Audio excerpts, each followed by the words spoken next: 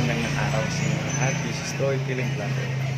Today ay sisilipin muna natin itong ating pointer. Ito, low tuner siya. Vlogger.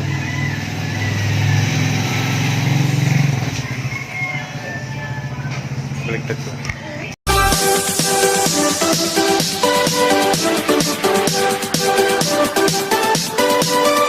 So ayan guys, kung makikita nyo, ayan, focus ko lang yan. Toner low. So magre-refill muna tayo.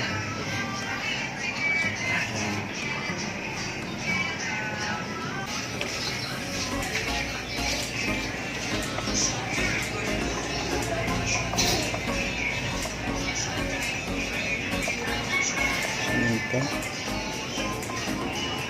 Torchlight toner. So yun. So 1 bar na lang. Low toner tayo. Check natin bet 1 bar. Ayan. Exit. Refill muna tayo guys. Exit.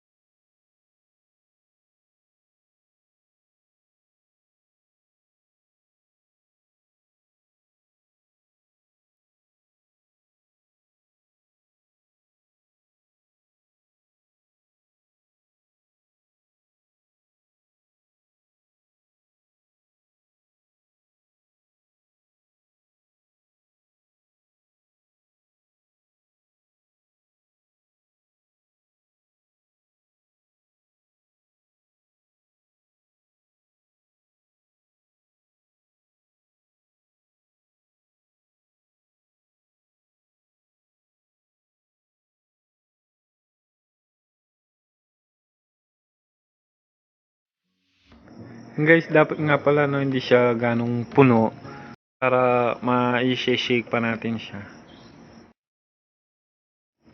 Ayan, okay na. Ibalik na natin.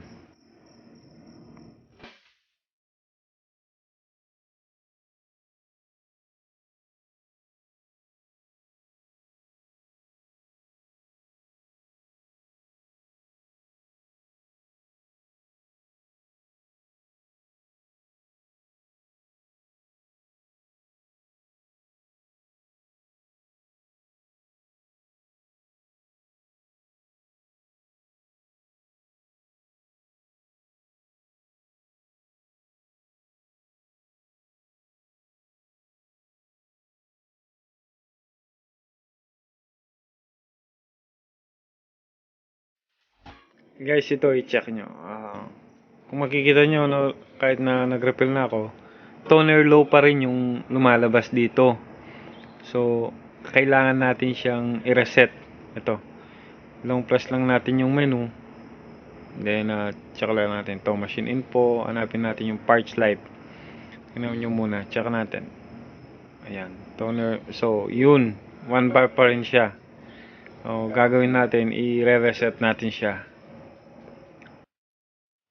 Ayun, para ma-reset siya guys, ito, i-open lang natin yung front niya. Ayan. Then, long press yung menu. Hanggang sa lumabas yung reset. Ayan. Press arrow down tayo, 2 beses. Ayan.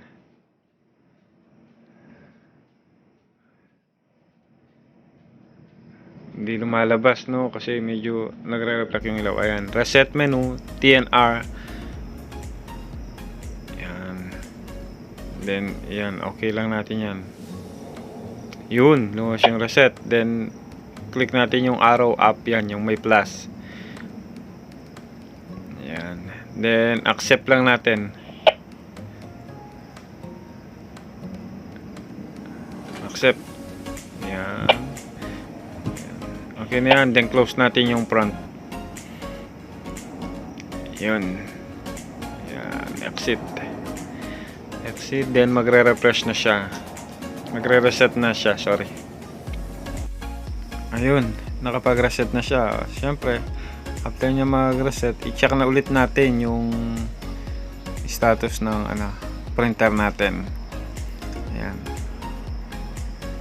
Print setting. Check natin yung parts life. Ayun, full bar na ulit guys yung toner natin. Ayan, mag-check muna natin. Test print tayo. Ito, brother.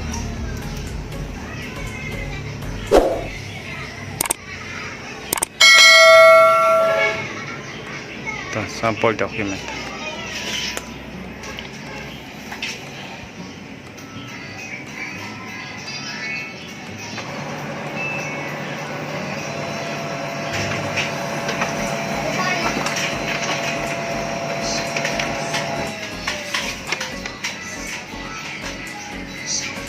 Yun.